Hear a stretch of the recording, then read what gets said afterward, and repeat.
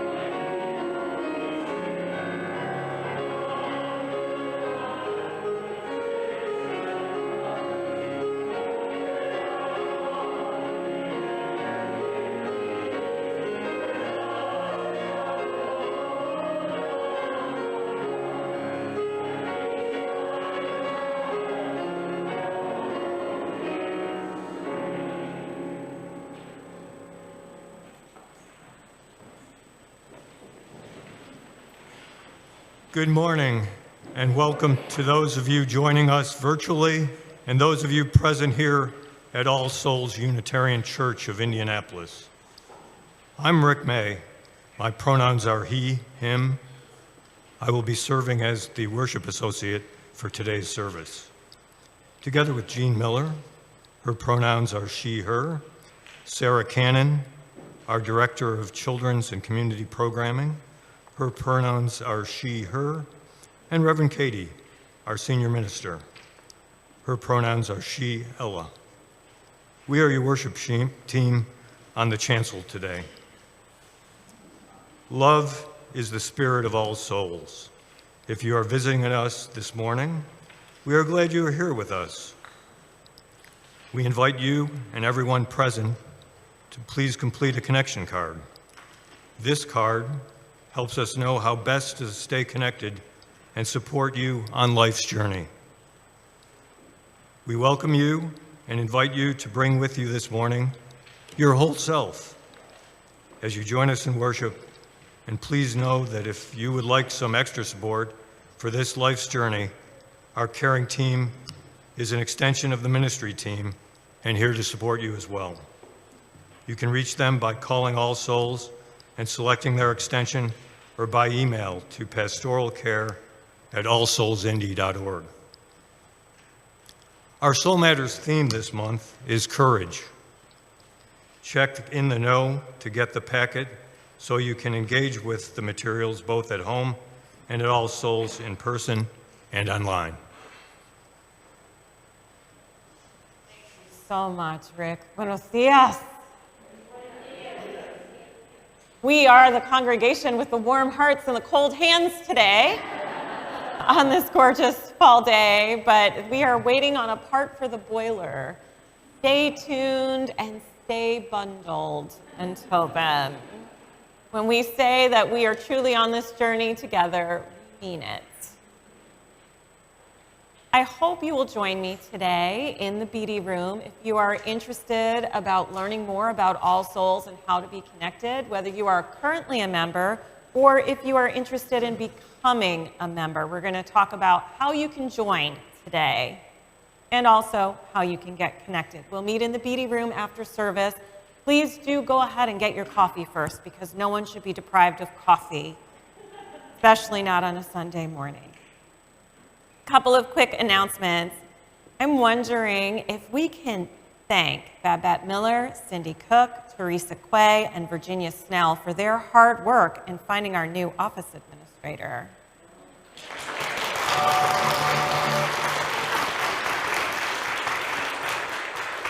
And it is with great joy that I announce, after a very intense search period, Sarah Brown. Sarah, if you want to come up and wave.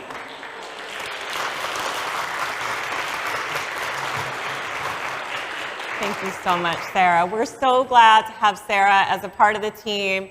And we've already decided what Sarah B and Sarah C. We kind of worked that out on the staff team.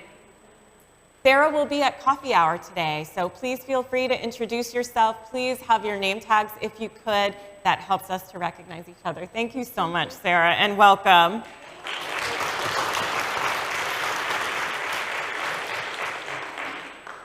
And I also feel like it's important to mention Lucy Newton, Jane Gosling, Graham Cannon, Liz Elsmore, and Babette Miller, who have been on this sort of triathlon sprint journey together as we search for a new music director. And we will have details coming soon, but please do give them and the choir some love and the staff. It's been a process.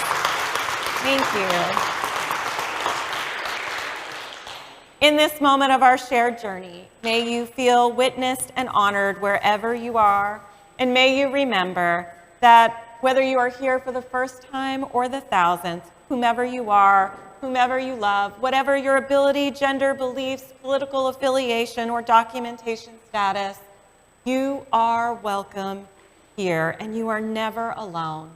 Let us now greet our neighbors, especially new and returning people.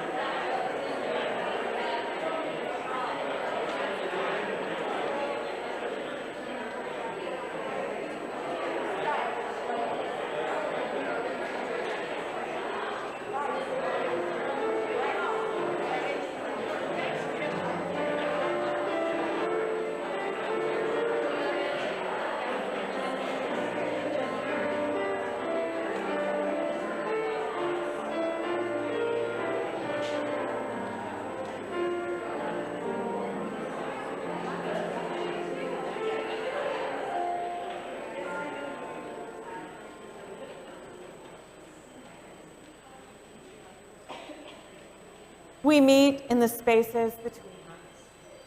Stillness, music, heard or unheard, the apparent void teeming with the you and the I that overlap in this one sacred living moment. Let us live the spaces between us. Come, let us worship.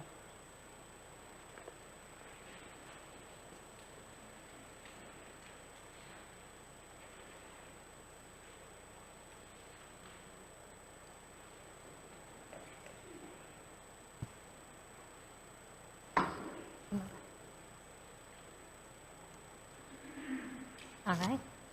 Good morning.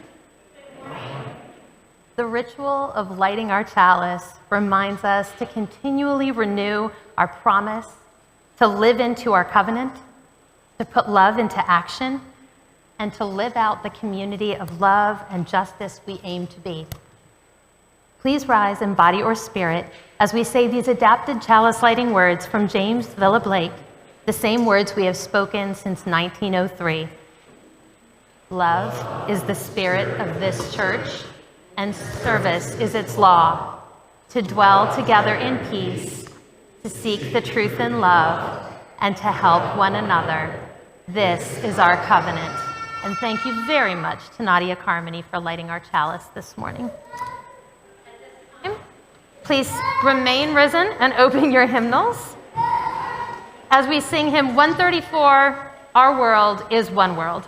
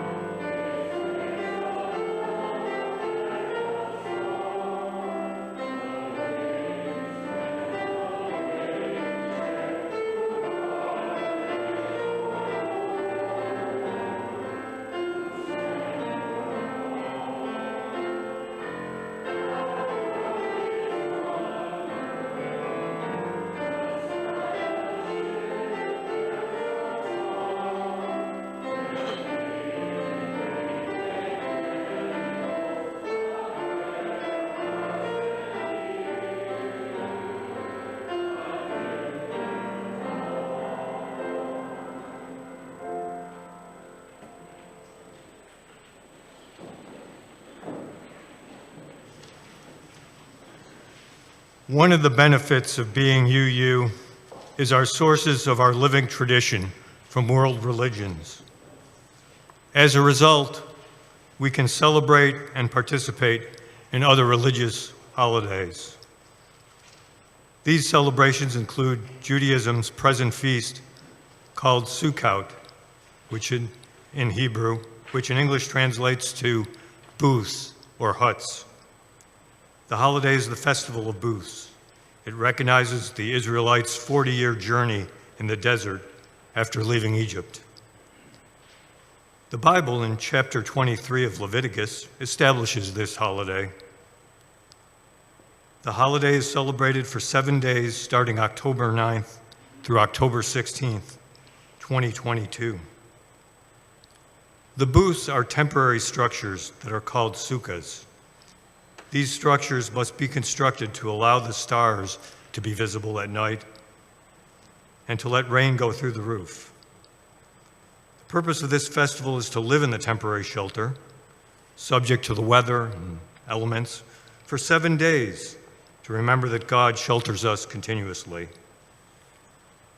Additionally, the feast in tandem with harvest time substantiates that everything comes from God.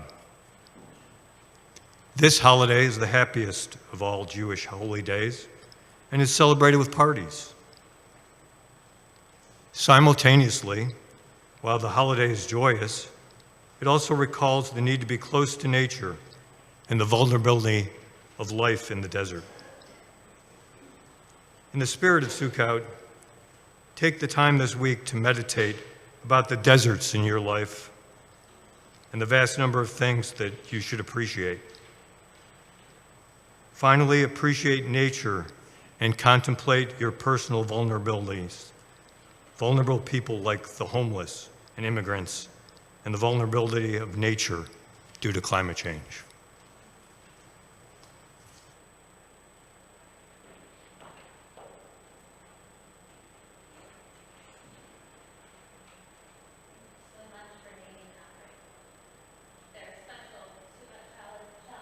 This week. If you guys haven't gotten to see those yet, make sure that you look for them when you go home.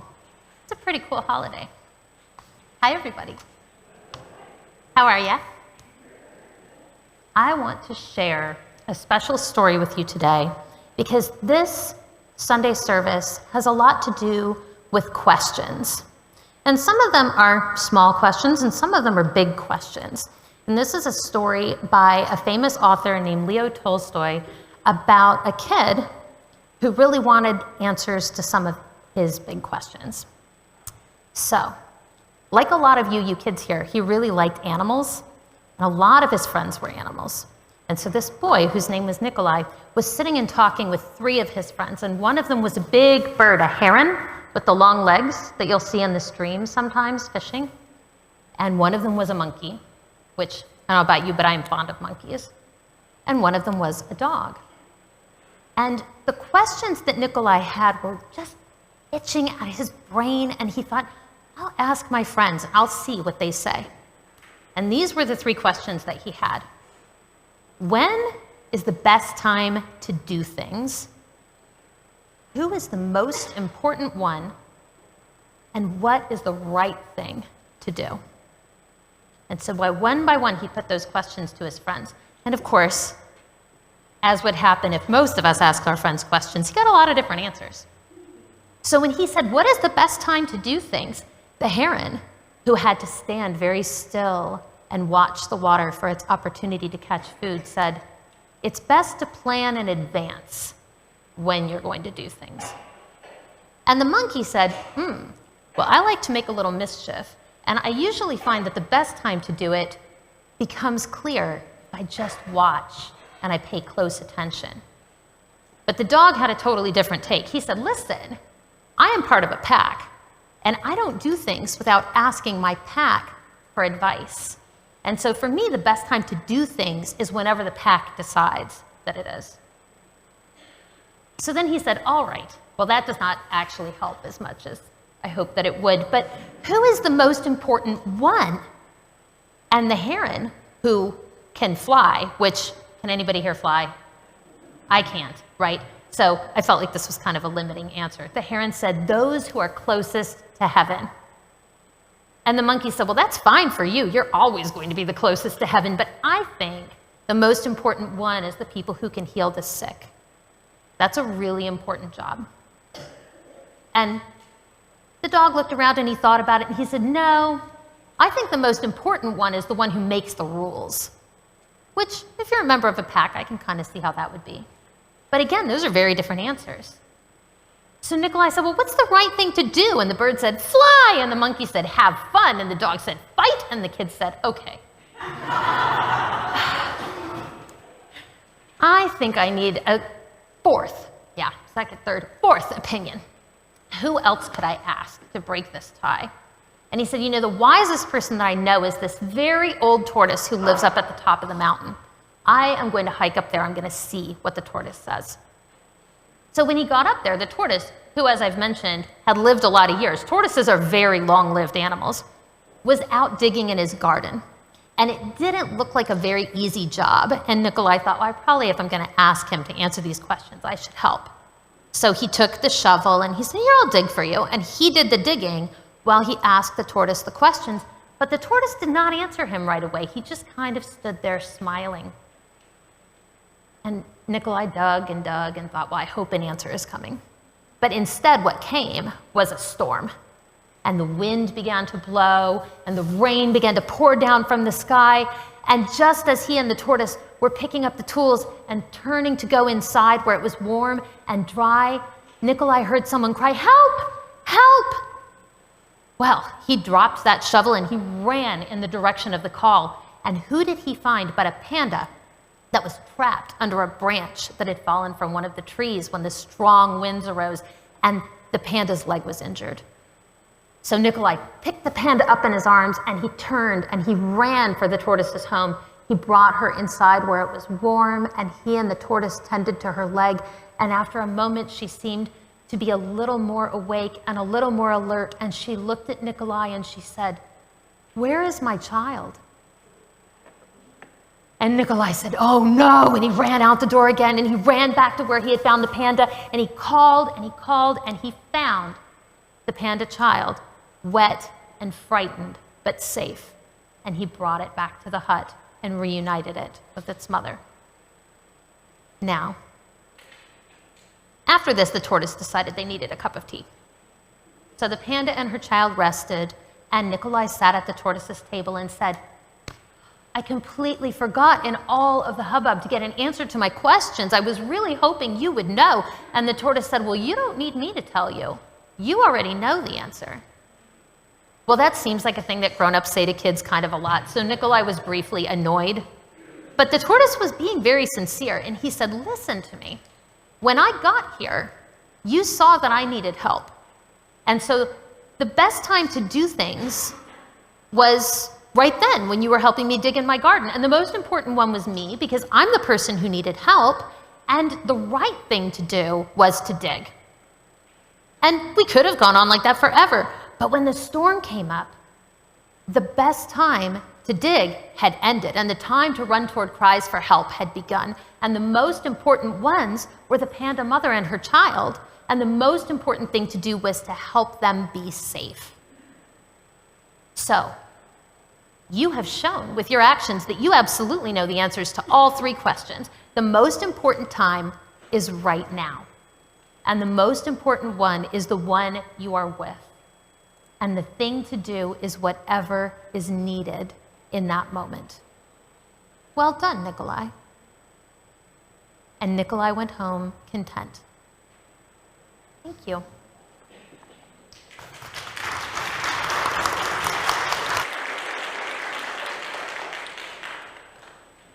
Guys, in body or spirit, as we sing together, hymn number 346, Come Sing a Song with Me.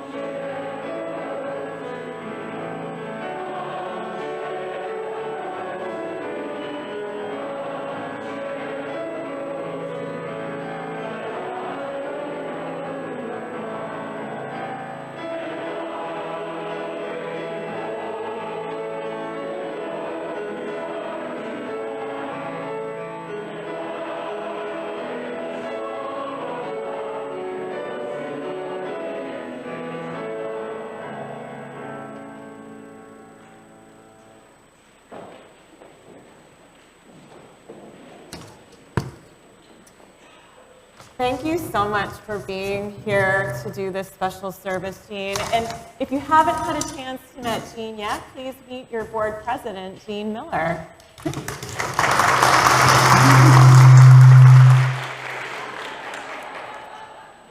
My wave caused feedback.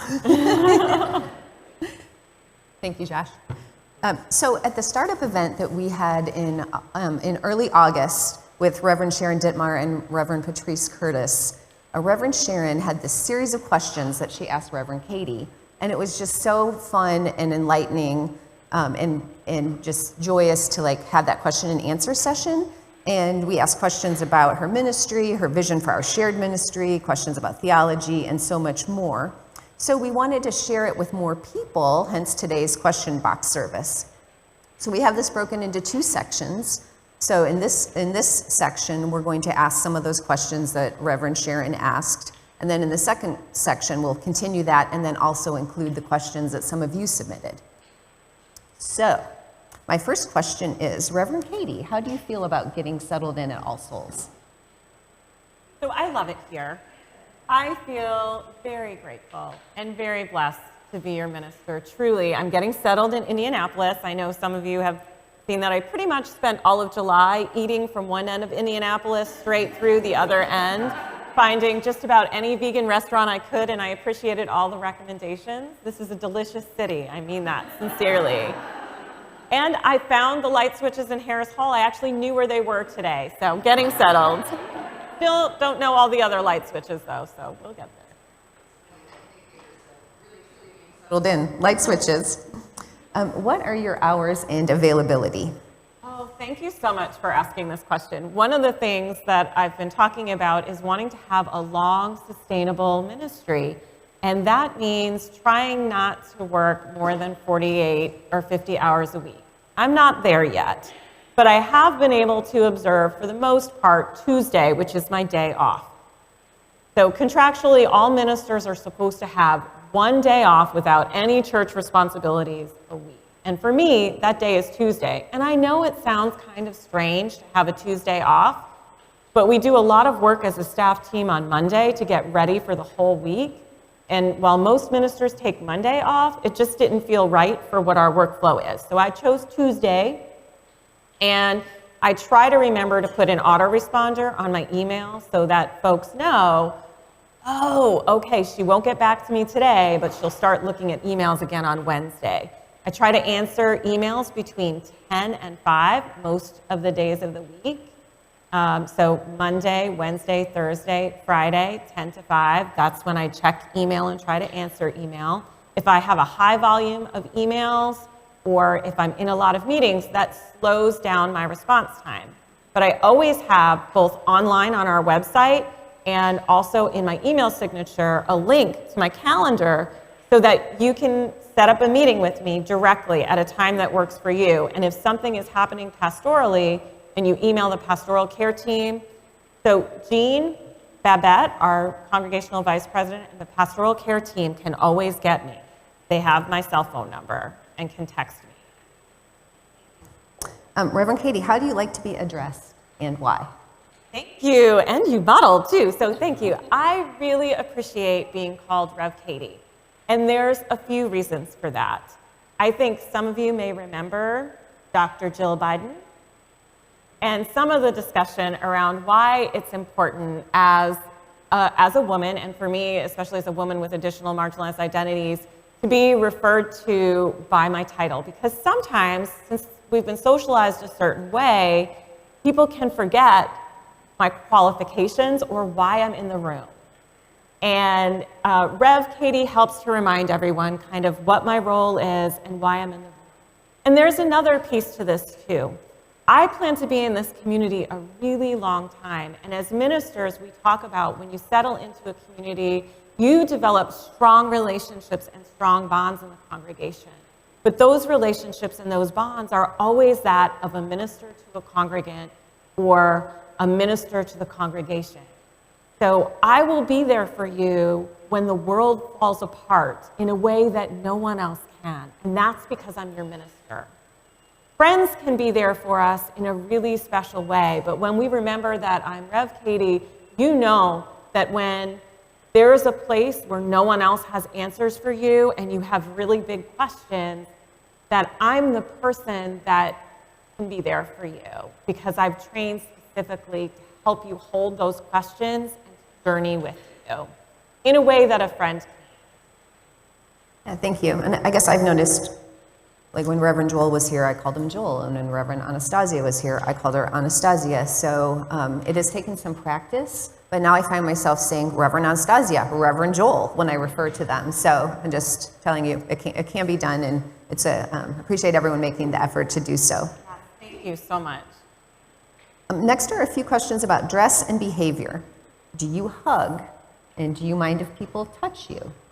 Thank you so much for asking that question. So I come from a culture, like, seriously, we would get together as a family and you never knew who was going to be there. So it could be like somebody's friend of a friend of a friend of a neighbor, because, you know, there's always room for one more. But the rule is, like, you come in the house, you hug everyone, you give them a kiss on the cheek, doesn't matter, that's how you say hello, that's how you leave. And I've had to unlearn that behavior because it's totally not appropriate in our spaces and as a minister. So I've learned to ask if someone would like a hug or a handshake or an elbow bump or a wave, and I've learned to appreciate that question as well. Thank you. And then when do you wear your robe and or stole? Thank you. So one of the things I've sort of observed is I'm wearing my robe a lot less here. I used to wear my robe every single Sunday, and most especially when there was a wedding or a celebration of life, which is what we often call our memorial services. And I will likely continue to do that for special celebrations and possibly for some Sundays, depending on what the subject matter is. But in general, you will see me in just regular Sunday fare. Thank you. How do you manage your personal time off and boundaries, including social media? Thank you. So I use my Instagram a lot to share information about healthy boundary setting, mental health, and general health kind of questions. My Facebook, I'll share events and different things on. You are always welcome to friend me. I won't friend you first, because I feel like that's a terrible position to put someone in, like, oh, my minister sent me a friend request.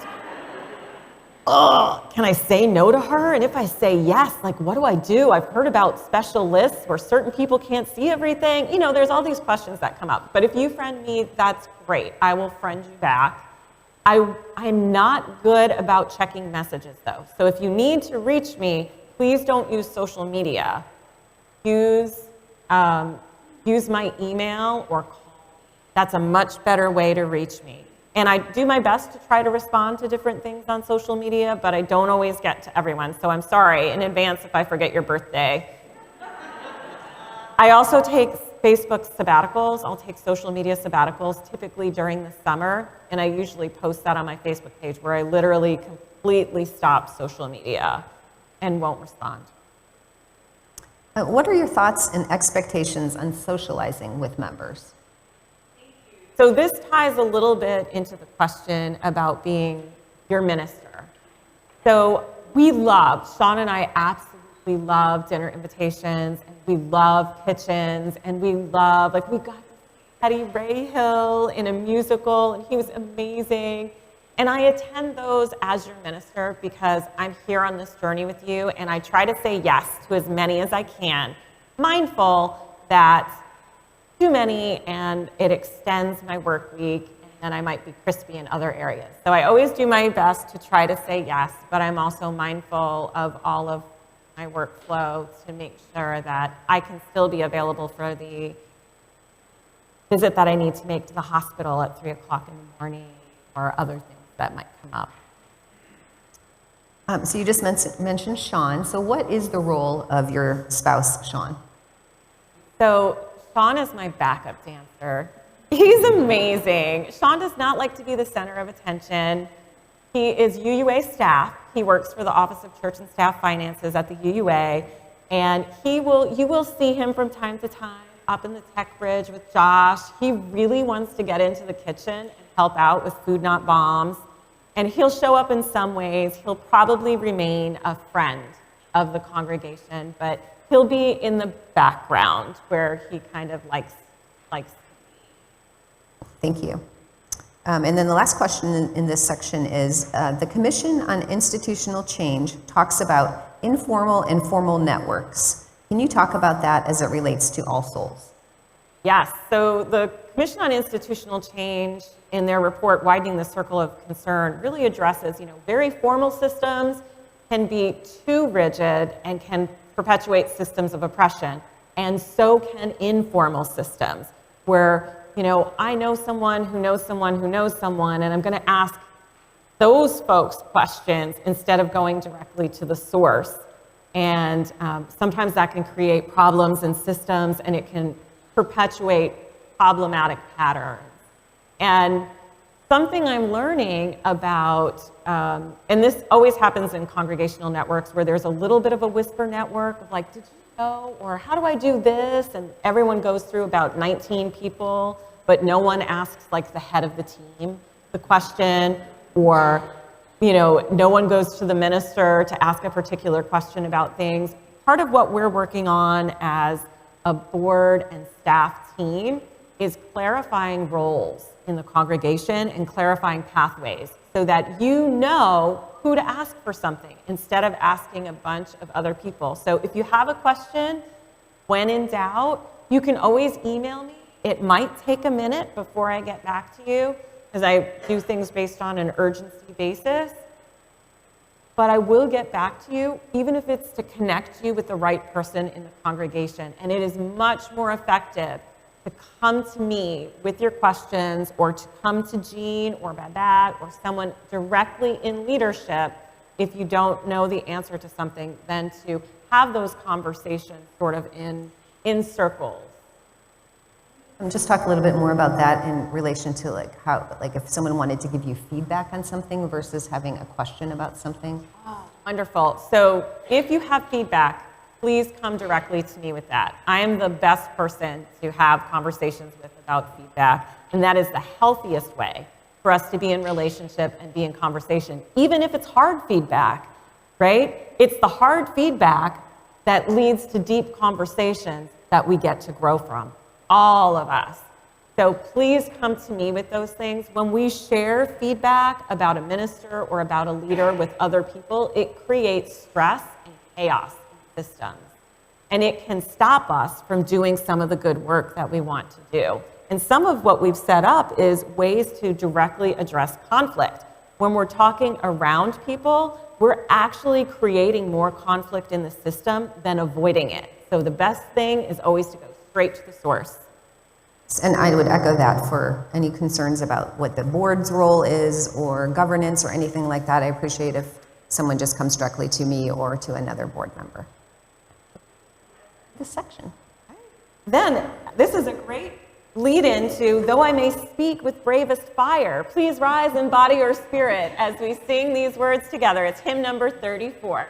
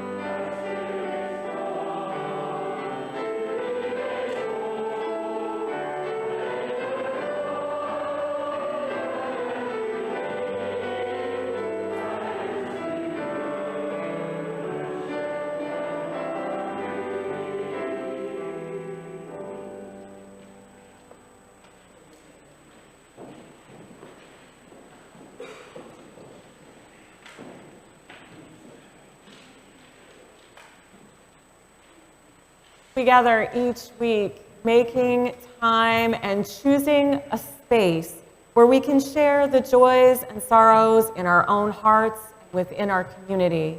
Sometimes we do that by simply breathing into this moment of rest in our week. Other times you may light a candle. Sometimes these joys and sorrows are shared with me so that I may share them with the whole community. This week we hold in our hearts Karen Wender Downing, who had a hip replacement surgery a couple of weeks ago. Karen would really appreciate love and ongoing thoughts for a smooth and rapid recovery. Also rest in this moment aware of what is happening in our larger community in Indianapolis. Temperatures are dropping. Our neighbors who are houseless and hungry are in need of additional support, care, and connection. How will we be there for our neighbors in need?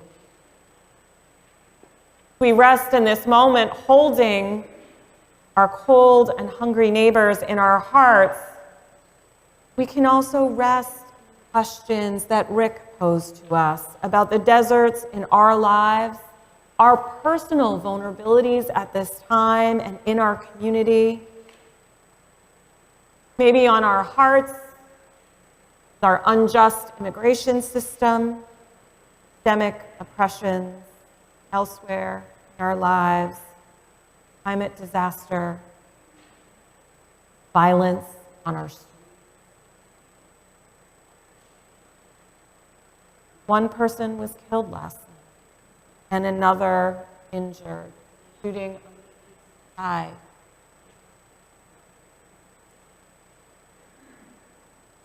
We hold these sorrows, we hold these concerns in our hearts, and it may create discomfort in our body. Let us breathe into that discomfort, our breath, our collective breath as one community, like a wrap that holds us as we wrestle with these challenges, with these worries, fears in our hearts. And as we wonder, what is it we are called to do as Unitarian Universalists? How does our faith call us to be in our hearts, in our homes, in this community, and in the world? I invite us into a moment of silence as we hold these questions and more together.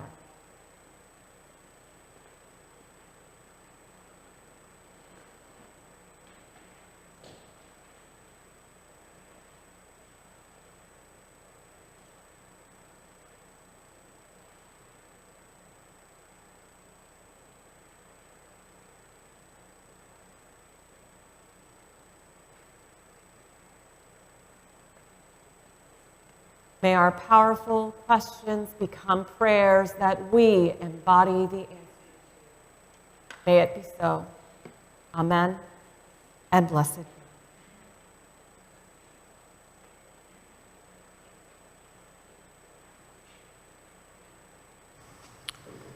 Each week we gather together to align our giving with our values.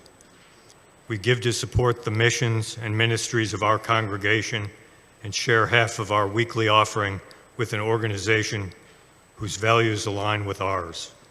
This week, we are donating to the National Alliance on Mental Illness, NAMI. NAMI is dedicated to improving the lives of millions of Americans affected by mental illness.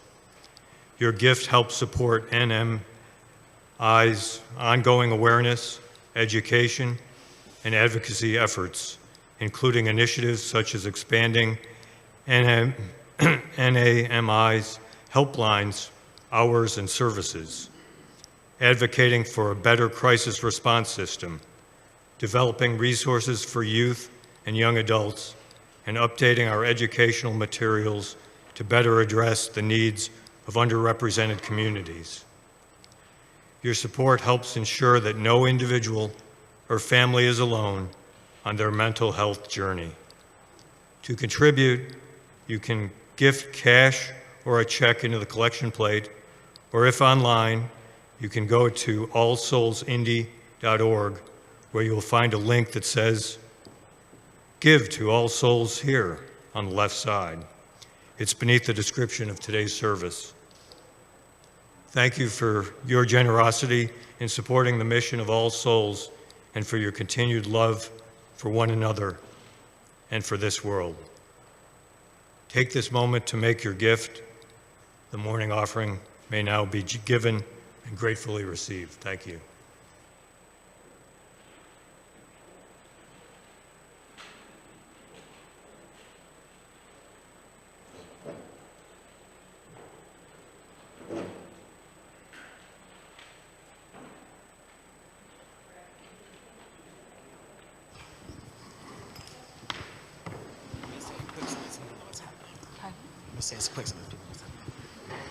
For our choral anthem today, we're doing a piece by Randall Thompson. It's a setting of a poem by Robert Frost. It's called Choose Something Like a Star. And if you don't know the poem, it's really wonderful and lovely, but Marianne's going to read it for us before we sing it, so you get a chance to hear it one time before the choir sings it. So Marianne, thanks for doing that for us today. Choose Something Like a Star by Robert Frost. O star, the fairest one in sight, we grant your loftiness the right to some obscurity of cloud. It will not do to say of night, since dark is what brings out your light.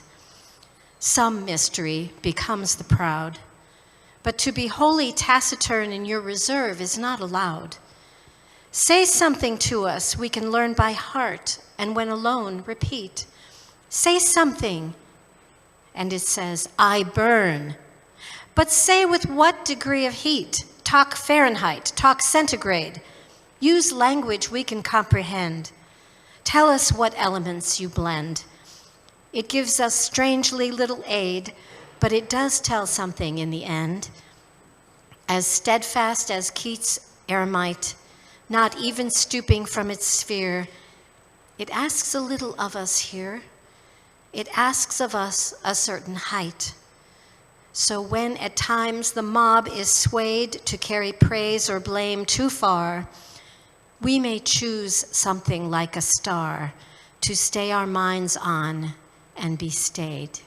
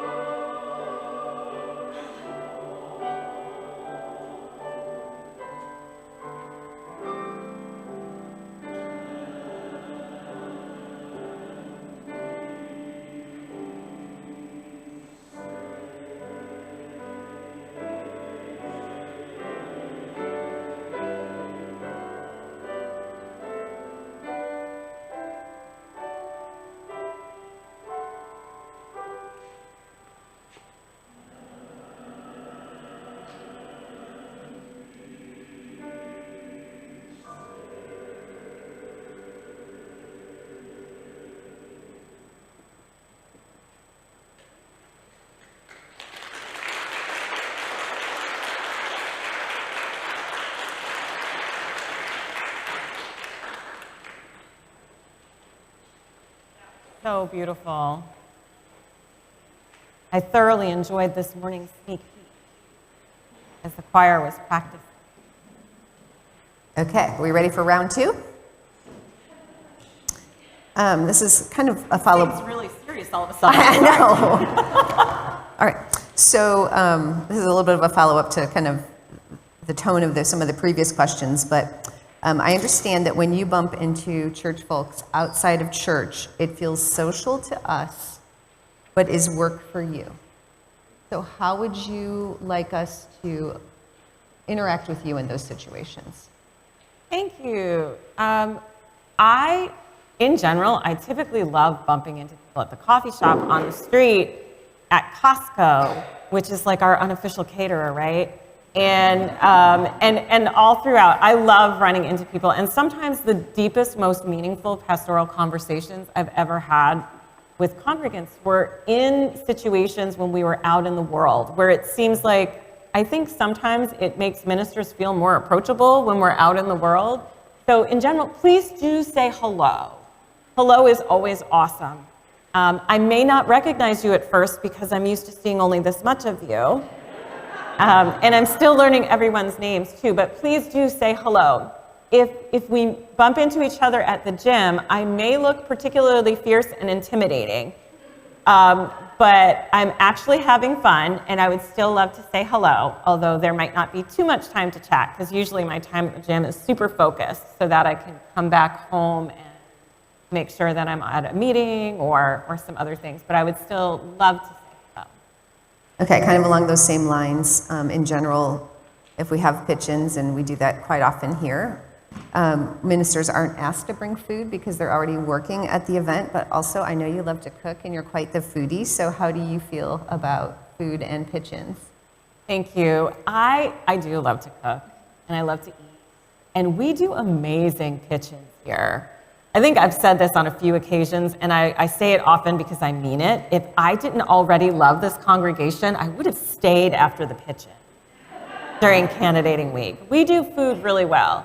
And I do and will always try to bring something to a pitch-in. If it's a really busy week, I won't, but I'm typically gonna try to bring something because, I mean, culturally for me, to show up without food is a really hard thing to traverse. And I've had to learn that, like, taking 2 hours in the kitchen on a busy week for a pitch-in, if it makes me crispy for Sunday worship, isn't always the best choice. So I'm usually really trying hard to thread that needle, but I try to err on the side of showing up with something at the kitchen because it just helps me feel more deeply connected to the community. Well, and just to reassure you, we will always have plenty of food, whether or not you bring something. Do you pledge, and why, and what role do you see that having in minister pledging? Thank you. So this is actually a very complicated question that we ministers talk about all the time. Some ministers join the congregation as members, others don't, and there's good reasons for both of these things. Some ministers pledge to the congregation, other ministers don't. I plan to sign the membership book today with whomever else signs the membership book so that when we do a new member recognition, we get to all be in the same class of new members, you know, the class of 2022, fall 2022 members at All Souls.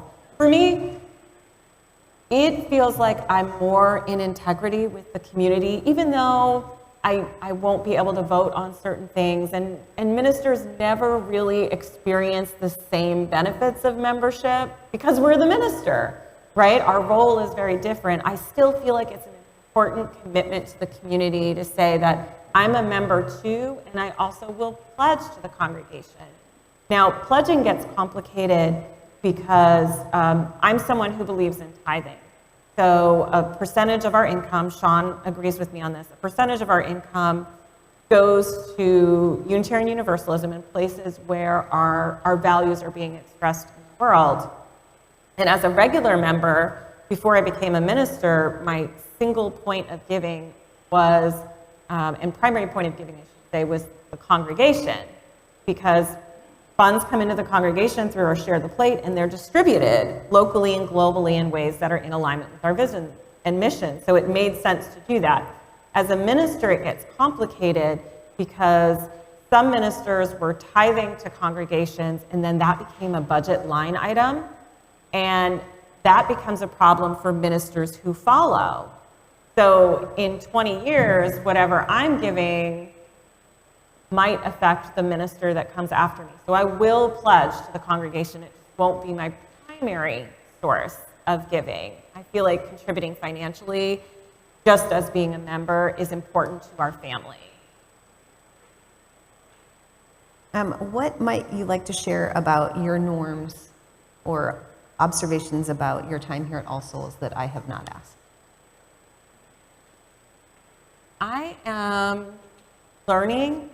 I'm trying to learn about the ways in which we naturally communicate differently and how to navigate those spaces. I've grown up in an environment where I get a lot of direct communication. I come from a really boisterous family where everyone talks at the same time and shares their opinions, even all three of them, all at once, very clearly, very directly, so you know exactly where everyone stands at the same time. And then growing up in New York as well, there's an extra layer of that as a New Yorker. And I'm really trying to understand sometimes what's being said that I'm not understanding, because everyone is so kind and communicates in a very Midwest way. And I'm trying to learn what the Midwest way of communication means. So if you're telling me something and you're like, she is just not getting it, or she doesn't get me, it's okay to just say it directly to me, because I'm not ignoring you, I'm not brushing you off, I'm just not understanding what you're saying. And I am really working hard to try to understand more about styles of communication so that we can meet in the middle in more places. It's really important to me that we always feel connected and that you know you're important. So I'm working on it. I'm working on trying to be a little less New York. And if we can all work together on maybe you trying to be a little more New York, we'll be able to meet in the middle. Thank you. Okay, the next few questions, I have 4 more. They are questions that were submitted by congregants. The first one is ours the religion that should fill the world? Yes. We have this amazing big tent, Unitarian Universalism. And that means there's space for everyone to fill that tent. I often talk about the chalice with its low size means that there's space for everyone to warm themselves by the fire. I think while maybe not everyone will be a Unitarian Universalist, we can certainly, because of how our faith is structured, because of our ability to ask deep questions and be present to each other, we can build bridges and create relationships with other faiths. That's a role, a unique role that we can fill. Also, as we see across faith traditions, attendance going down in general, as the rise of spiritual but not religious people and unchurched people continues to grow, we are uniquely situated to meet the needs of people in those situations. But in order for that to happen, we actually need to talk about our faith with other people. We need to bring them in to our worlds with our questions at the office, on the street, provide some education. And what I'm also learning is that sometimes that means we need more education first as Unitarian Universalists, so we know how to talk about Unitarian Universalism in the world and invite people to be with us on our spiritual journeys as we also journey with them. Okay, and the next question, have you studied A Course in Miracles? And if so, would it provide acceptable content for an All Souls small group? Yes and yes. So if you have written this question, or if you are familiar with A Course in Miracles, it is a great program that I think could be enriching for us to study.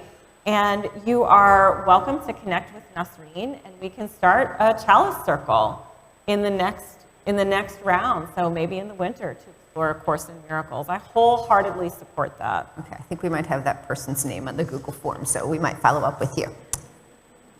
Will we do a Dia de los Muertos service? Did I say that right? You did? Yeah. So, Dia de los Muertos is very specific to Mexican culture. So, as someone with roots in South America, in Argentina, it is not really celebrated, Dia de los Muertos, unless someone has come as an immigrant to Argentina, and it is a tradition that was brought there. So I don't feel like, for me, it is appropriate to hold a Dia de los Muertos service because I'm not in relationship with culture and community. Now, I think if there comes a time where, as a congregation, we have strong relationships in the community, I'm certainly getting more connected with Latinidad in this community, with the Latinx community here. You know, that might shift, but the question is, why would we? Who are we serving? And how does this strengthen community relationships? So anytime we're looking at engaging in a service that is not connected to dominant culture, we have to ask those questions and think through all of those things so that we're creating connection in the community and not harm. We will do services that are spirit experiences, but they'll be done in relationship with communities that we are continuing to strengthen our relationships with. Like, for instance, during Ramadan, we will be holding a service about Ramadan, but that'll be in relationship with the community that some of us are already connected to, and we'll be deepening those relationships. We'll also do a couple of bilingual services this year. And that's something that, because of my heritage, I feel like I can authentically lead and be engaged in. And also, Spanish is the second most spoken language in Marion County. It's important for us as a community to think about how we are strengthening community relationships and with the Latinx. The congregation right now isn't super duper connected, but we're getting there. So, so that sort of meets the requirement questions. We will do something that is rooted in traditions, I feel like, connect with Unitarian Universalism from dominant culture, but also are connected to my faith tradition and heritage and to some of our sources. And those will typically be more All Souls related type services. We remember our lost loved ones and our ancestors. Okay, last question. In 1961, the Unitarians and Universalists, formerly separate denominations, consolidated into Unitarian Universalism. Why do we as a church just refer to ourselves as All Souls Unitarian Church and not All Souls UU Church? I realize that you may not know the answer to this, but probably somebody out here does and can inform us. So we are not alone in this. So for instance, there's First Universalist in Minnesota, which was a Universalist congregation before the consolidation. There's All Souls Unitarian Church in DC, and there are many other congregations that have kept just Universalist or just Unitarian. And most times what it's connected to is Universalists saying, Unitarians, you will not own us, and Unitarians around the time of the consolidation saying, you will not own us, we will not participate wholly in this theology, because we are a free association of congregations. And to break it down, Unitarians basically said God is love, God is one, and Universalists said God is love. Well, our Universalists really talked a lot more about Jesus than the Unitarians did, because for Unitarians, Jesus was human, and they were non-Trinitarian. So us keeping our Unitarian and not adding Universalists was probably the 1960s group saying, consciously or unconsciously, we are not Trinitarians, nor will we ever be. Thank you very much. Now, the rise of humanism in our congregations has affected some of that, but our Universalist and Unitarian congregations, some have started changing their names, others are continuing to keep them because they feel it's an important part of our heritage. When All Souls went through a rebranding, when Reverend Anastasia was here, there was a movement to call All Souls Indy. And there's a couple of reasons for that. The first is All Souls Indy, the Unitarian Universalist congregation. It makes it easy to stay in the community. It helps capture what's called cultural creatives, which is another way to say the spiritual but not religious people, the spiritual but not religious cohorts, and the unchurched cohorts. And it doesn't ignore our Unitarian heritage or our Universalist heritage, but it does kind of open the door a little bit wider for people who don't understand what Unitarianism is and don't understand what Unitarian Universalism is together. Unitarian Universalism is a lot to say. And sometimes we lose people when we're saying Unitarian Universalism. So as we continue to examine why we make the choices we do, why we call ourselves what we do, this is another way that we can share who we are in the community. And then once they're listening to us, because All Souls Indy is pretty quick and easy to say, then we can start talking about Unitarianism, Universalism, and Unitarian Universalism. Thank you. That concludes this portion of the service, and thank you for sharing so freely of yourself. We really appreciate it. It's my pleasure. Thank you. Appreciate it. This is what makes this worship instead of a special program that we could have done is the space in which we moved from for this service. This is about us having the ability to intentionally create a deeper connection and making the statement at this time when we have this space where we gather each week to fill our tanks and then move forward into the week. So I encourage each of you to continue to ponder the questions of your hearts and find a way to religiously practice asking those questions, listening for the answer, and engaging with them. Thank you. And please rise in body or spirit as we sing together hymn number 1024. So this is different than what we had originally planned. When the Spirit says, do.